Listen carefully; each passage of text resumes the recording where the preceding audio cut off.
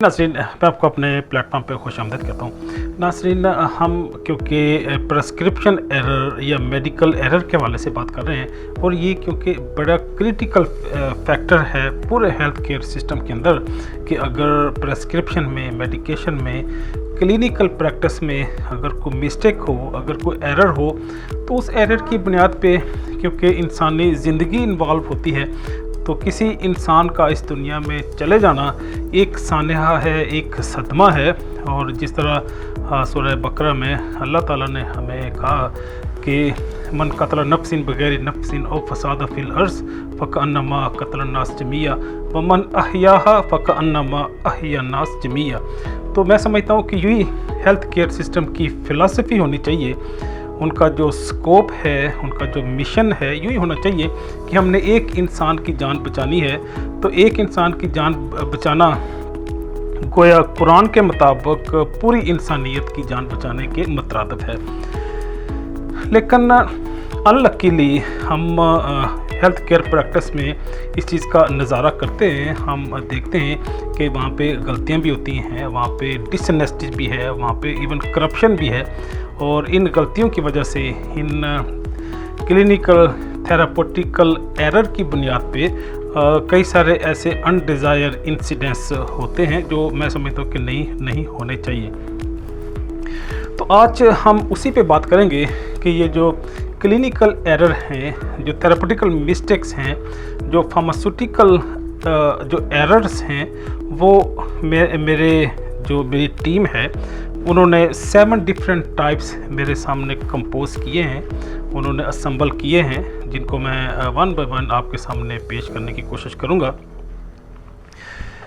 उस पे जाने से पहले मैं इनको थोड़ा सा कैटेगराइज करना चाह रहा हूँ कि ये जो एरर्स हैं, इनको हम क्लिनिकल मिस्टेक्स का नाम भी देते हैं, हम इसको प्रेस्क्रिप्शन एरर का नाम भी देते हैं, हम इनको पेशेंट मिसहैंडलिंग भी कहते हैं, और हम इसको पुअर क्लिनिकल प्रैक्टिस या पुअर पेशेंट केयर के नाम से भी याद करते हैं। तो गोया ये ऐसे प्रॉब्लम हैं जो हेल्थ केयर सिस्टम के अंदर मौजूद हैं और इनका हम नज़ारा करते हैं, और ये होने नहीं चाहिए। जो पहला इशू है जिसकी बुनियाद पे ये क्लिनिकल या फार्मास्यूटिकल एरर्स आते हैं, वो हेल्थ केयर प्रोफेशनल जो इंगेज हैं उनकी पुअर प्रोफेशनल स्किल्स की वजह से होते हैं। उनकी जो इन्फॉर्मेशन है, उनका जो स्किल है, उनका जो एक्सपीरियंस है, वो शायद इस लेवल का नहीं होता कि वो किसी पर्टिकुलर डिज़ीज़ को हैंडल कर सकें। ऐसा वैसे बहुत कम होता है, लेकिन ये बहरहाल एक प्रॉब्लम मार्केट के अंदर मौजूद है, हेल्थ केयर सिस्टम में मौजूद है। इंफॉर्मेशन, नॉलेज, स्किल और एक्सपीरियंस की डेफिशिएंसी की बुनियाद पे ये क्लिनिकल एरर या मेडिकल मिस्टेक, प्रेस्क्रिप्शन एरर हमारे सामने आते हैं। जो दूसरी रीज़न है या दूसरी टाइप ऑफ क्लिनिकल एरर है, वो है पर्सनल लेवल पे हैं कि बहरहाल कोई भी दुनिया का इंसान है, वो चाहे न्यूरोलॉजिस्ट है, पैथोलॉजिस्ट है, फार्मासिस्ट है, स्टाफ नर्स हैं, तो इंसान बहरहाल ख़ता का पुतला है। तो इंसानों से गलतियां भी होती हैं। इवन हमारे बाबा आदम से गलती हुई, जिसकी बुनियाद पे वो जन्नत से वो एग्ज़िट हुए, उनका अखराज हुआ और इस दुनिया में, इस कायनात में आ गए। तो इस ह्यूमन एरर जो हैं, ये भी उनसे कमिट होते हैं, ये भी उनसे सरजद होते हैं, जिसकी बुनियाद पे फिर क्लिनिकल कॉम्प्लिकेशंस आती हैं और अनडिज़ायर्ड एडवर्स इफ़ेक्ट्स हमारे सामने आते हैं। जो तीसरा है वो एडमिनिस्ट्रेटिव है, पेशेंट की मैनेजमेंट के हवाले से है। मैनेजमेंट मीन जो हॉस्पिटल का इंफ्रास्ट्रक्चर है, उसका एग्ज़िट और एंट्री जो है, फिर उनमें जो सर्विसेज अवेलेबल हैं, वो चाहे उनकी इलेक्ट्रिसिटी हो, उनकी पावर हो, उनकी हाउसकीपिंग हो, उसकी जो इंडोर है या उनका जो वार्ड है, उनकी हाइजीन हो, इसकी बुनियाद पे भी कई सारे ऐसे क्लिनिकल फार्मास्यूटिकल मिस्टेक्स हमारे सामने आती हैं। जो फोर्थ वन है वो फार्मास्यूटिकल कैटेगरी है। फार्मास्यूटिकल एरर जो हैं उसमें, क्योंकि जो फार्मास्यूटिकल प्रोडक्ट हैं उनकी डिफरेंट डोजेज फॉर्म्स हैं, बल्कि जो डिवाइसेस और इक्विपमेंट्स हैं, बायोमेडिकल इक्विपमेंट्स जो यूज़ होते हैं हॉस्पिटल के अंदर डिफरेंट प्रोसीजर्स को परफॉर्म करने के लिए, उनमें अगर कोई प्रॉब्लम है तो वो एक्चुअली और इवेंचुअली पेशेंट के अंदर कोई ऐसे हमें अनडिज़ायर्ड इम्पैक्ट या आउटकम देता है।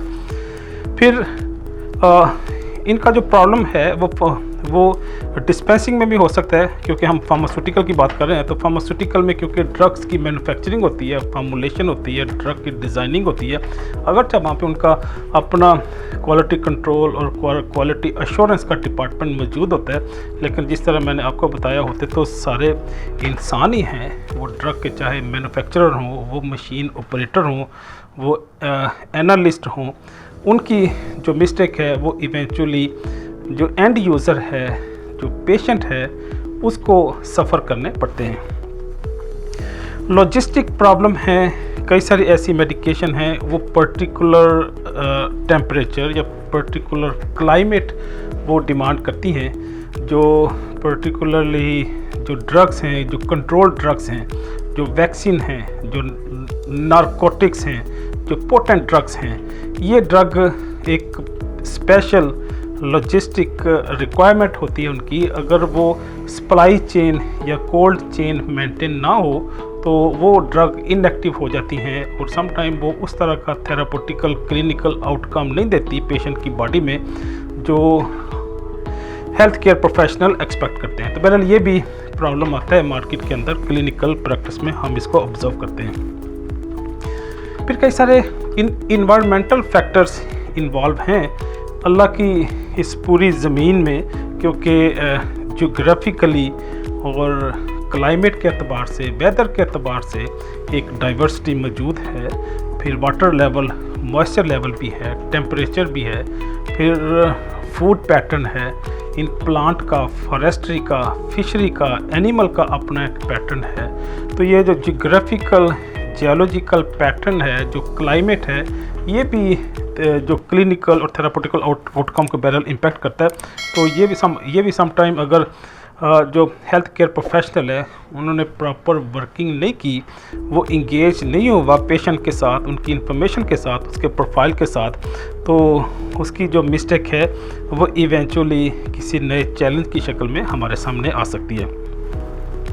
जो आखिरी है 7th वन, उसमें ऐसे कई सारे अननोन प्रॉब्लम आ जाते हैं कि वो चाहे इलेक्ट्रिसिटी से या वो ह्यूमन रिसोर्सेज से वो बिलोंग करते हों या कोई भी और फैक्टर इन्वॉल्व हो जो इस क्लिनिकल फार्मास्यूटिकल थेरापेटिक एरर की जो रीज़न बनता हो, उसको हम मिसलेनियस कैटेगरी में डालते हुए अपनी जो डिस्कशन है, अपने जो टॉपिक है, अपना अनुमान और मौजू है, उसको हम कंटिन्यू करते हैं। तो गोया जो हेल्थ केयर प्रैक्टिस में जो हेल्थ केयर प्रोफेशनल्स हैं वो गलतियां भी करते हैं। उनकी ये 7 डिफरेंट कैटेगरीज हैं उनकी मिस्टेक्स की। और जब भी आप किसी हेल्थ केयर फैसिलिटी में जाएं, हॉस्पिटल में जाएं या हेल्थ केयर प्रोफेशनल के पास जाएं प्रोफेशनल सर्विसेज लेने के लिए, तो आपके माइंड में ये बात होनी चाहिए कि यहाँ से सब स्टैंडर्ड आपको सर्विसेज भी मिल सकती हैं, बल्कि वहाँ का जाने से आपको बेनिफिट की बजाय आपको नुकसान भी हो सकता है। तो जिस तरह आप ज़िंदगी के बाकी प्रोडक्ट में, बाकी चीज़ों में विजिलेंट रहते हैं, गोश्त लेने जाएं, गारमेंट्स परचेज़ करें या कोई भी और आप सर्विस या कोई प्रोडक्ट लें, उसमें आप अलर्ट रहते हैं और बार्गेनिंग करते हैं, आप इवैल्यूएशन करते हैं, एग्जामिनेशन करें, तो यहाँ पे भी आपको उसी लेवल पे उसी तरह का इंगेज होना पड़ेगा। इजाज़त चाहूँगा। अल्लाह हाफिज़।